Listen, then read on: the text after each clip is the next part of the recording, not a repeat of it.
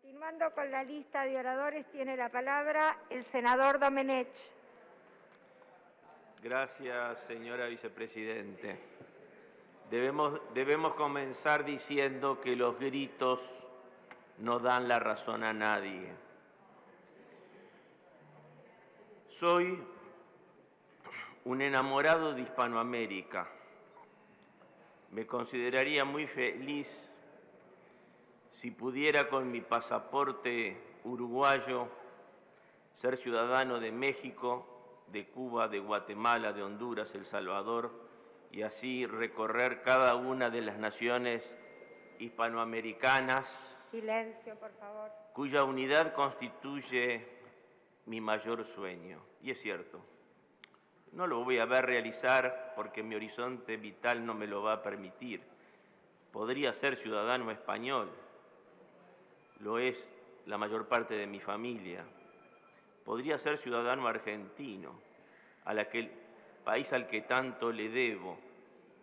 Nunca he querido ser ni argentino ni español. He querido ser, hasta el último momento de mi vida, oriental y con legítimo orgullo exhibir mi credencial de ciudadano de todo Hispanoamérica, así como Francisco Urdaneta, siendo nacido en la banda oriental, es uno de los máximos héroes de la independencia venezolana, o como Juan Ángel Michelena, siendo nacido en México, pudo haber sido gobernador de la banda oriental. El drama de Cuba es el drama de Hispanoamérica, pero en Cuba se ha dado con particular fuerza, no de ahora. Ya desde el siglo XVIII, Cuba fue ambicionada por todos los imperialismos. Hasta 1761, Cuba fue la perla de España, porque está ubicada en un lugar estratégico, máximo en aquel momento en que no existía el Canal de Panamá y el sueño de Fernando de Lesseps no se había hecho realidad. La población de Cuba se caracterizó siempre por su altísimo nivel de formación intelectual. Los cubanos son conocidos, y yo he estado varias veces en Cuba, en todo Centroamérica y el Caribe, por su inteligencia y su orgullo, a veces hasta pecando de cierta vanidad.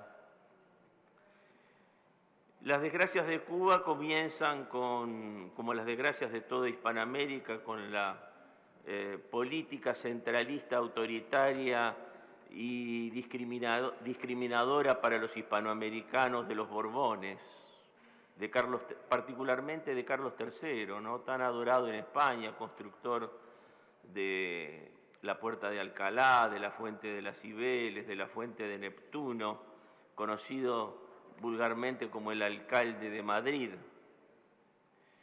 pero que no comprendió la dimensión mundial de la hispanidad. No comprendió, como Felipe II de Austria, que España era mucho más que la península ibérica. Y yo, que siento profunda admiración por Rubén Darío, como él le diría a los Estados Unidos: eres el futuro invasor, eres el futuro invasor de esa América ingenua, que tiene sangre indígena, que habla en español y aún le reza a Jesucristo. Como mestizo, como lo era Rubén Darío García Sarmiento, siento el mismo orgullo de este choque de sangres y de esta cultura mestiza que tiene Hispanoamérica. Los Borbones, lamentablemente, permitieron que Cuba y las Filipinas fueran invadidas por los ingleses, y en el Tratado de París la reconquistan, cediendo nada menos que la Florida, donde hoy está Miami. La desgracia de Cuba la somete al gobierno autoritario del general Weyler, que ocasiona 40.000 muertes, de 40 a 70.000 muertes en el siglo XIX, y que de alguna forma es motivo de la llamada guerra necesaria, como llamó José Martí a su breve experiencia revolucionaria, porque no bien invade Cuba, muere en un enfrentamiento. De ahí en más, los Estados Unidos han sido una presencia permanente en el horizonte de Cuba y no han sido precisamente una influencia benéfica para Cuba, hay que reconocerlo. Lamentable Cuba no tuvo un Luis Alberto Herrera que se negara a las bases que el Partido Comunista en el Uruguay apoyaba y trataba a Luis Alberto Herrera de nazifascista. A nosotros también nos ha cabido ese mote por defender la independencia y la tercera posición, ajeno a cualquier posicionamiento ideológico de derecha o izquierda. Esa es la desgracia de Cuba. Es cierto, en 1898 los Estados Unidos hacen explotar al acorazado Maine, lo utilizan como pretexto para a una debilitada España arrebatarle Cuba y las Filipinas y Puerto Rico. Puerto Rico lamentablemente se ha transformado en un estado asociado de los Estados Unidos. Los que bregamos por el orgullo y la independencia de Hispanoamérica lo sentimos como una dolorosa afrenta. Filipinas, que en 1761 sus naturales se levantaron en contra de la dominación británica, es de hecho una posesión de los Estados Unidos, con todo respeto.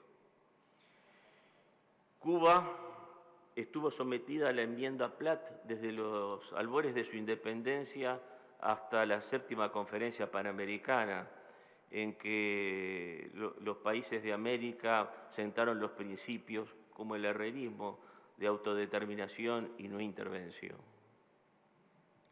A mí nadie me ha contado lo que pasa en Cuba. Yo he ido muchas veces a Cuba. Yo he visto ese pueblo que vive en condiciones económicas deplorables, pero también tengo que reconocer que en países con régimen capitalista, con el capitalismo liberal al que yo no acompaño, se viven muy malas condiciones desde el punto de vista económico. Es claro el caso de Haití. Yo diría hasta República Dominicana, si uno sale de los hoteles 5 estrellas de la costa de la República Dominicana, va a ver un país muy pobre. ¿Qué decir de Guatemala, de Honduras, El Salvador? El problema de los cubanos es otro, que el hombre, su bien más preciado es su libertad. Repudio las dictaduras de izquierda y de derecha, y en Cuba se vive una dictadura. Seguramente ha habido una represión cruel en Colombia, pero Colombia, aunque sea con todos los defectos que pueda tener su régimen, se vive en democracia. Y las democracias también tienen sus crisis. Lo que pasa en Cuba es absolutamente inaceptable y no pasa de hoy. Cuando Armando Valladares visitó el Uruguay, yo me negué a ir a sus conferencias porque pensé, este es un agente más de los gringos que nos viene a hablar mal de Cuba porque tiene interés en someter nuevamente a Cuba al dominio de los Estados Unidos.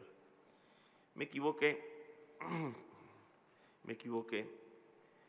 Poco tiempo después vi el libro que él había escrito y comencé a leerlo y comprendí que Valladares relata algo que me tocó profundamente. Él dice, todas las noches había fusilamientos.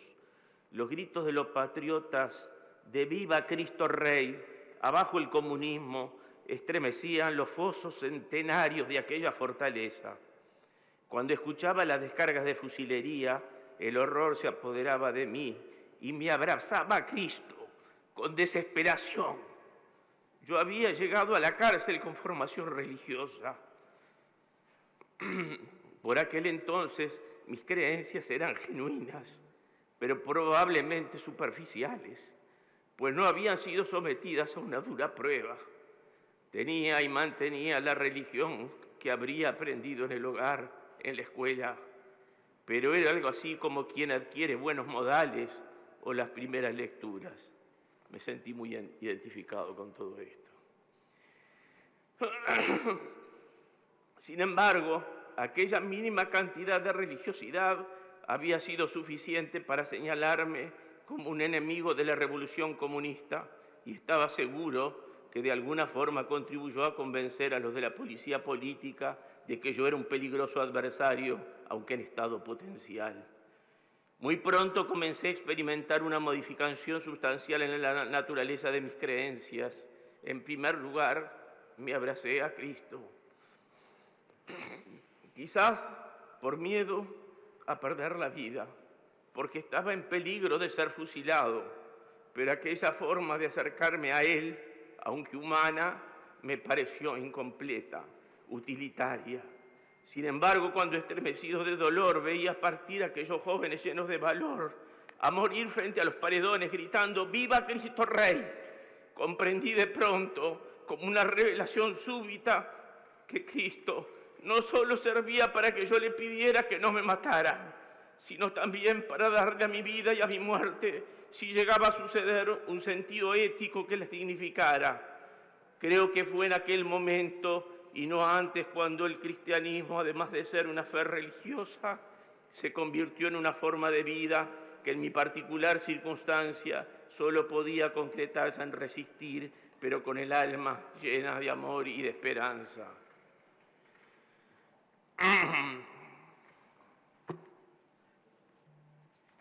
Yo siempre he dicho que soy un cristiano social más que religioso. Quizás lo que hemos sentido, alguna condena de muerte, también nos aferramos al mismo Cristo, al Cristo que vino a decirle a Pedro, perdona a tu hermano, no lo perdonas 7 veces, perdónale 70 veces 7. O el Cristo que dijo, no seáis como los escribas, no seáis como los fariseos. Si vas a ofrecerle algo a Dios, primero perdona a tu hermano y luego hazle la ofrenda. Realmente, con espíritu nacional y cristiano, rechazo profundamente el utilitarismo democrático de los Estados Unidos y puedo decir, como Rodó, como se ha dicho ya en otras oportunidades, los admiro, pero no los amo. Pero también rechazo al comunismo ateo, que ha sembrado de muerte, de fusilamientos, que somete a los pueblos a dictaduras inenarrables, a padecimientos que no se los deseo ni al peor de mis enemigos, porque desde mi debilidad quiero compartir con Valladares la enorme capacidad de perdonar y de ser perdonado, porque si no advertimos que ninguna dictadura, ni la dictadura de la plutocracia capitalista, ni la dictadura del marxismo, nos llevan a un buen puerto, no habremos comprendido el drama de la dictadura de Pinochet, de nuestra propia dictadura, de la dictadura de Cuba, de la dictadura de Nicaragua y de ningún otro régimen que pueda ser calificado soezmente de pluriporquería, porque con los enormes defectos que tiene la democracia no se ha inventado ningún sistema mejor y seguramente no es solo las dictaduras que promueven los regímenes marxistas y comunistas, sino también las dictaduras plutocráticas las que me preocupan y se ciernen sobre la independencia de los pueblos. Pero, bueno, reconozco que es muy difícil discernir a veces el origen de los totalitarismos. Yo voy a acompañar esta declaración, pero eso no me hace ni sospechoso ni socio de ninguna otra dictadura, porque en esta larga vida que he tenido, que también he tenido mis sentencias de muerte,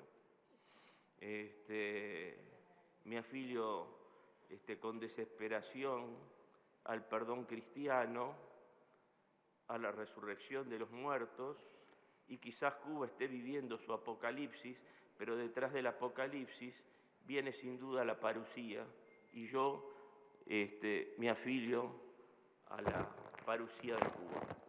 Gracias.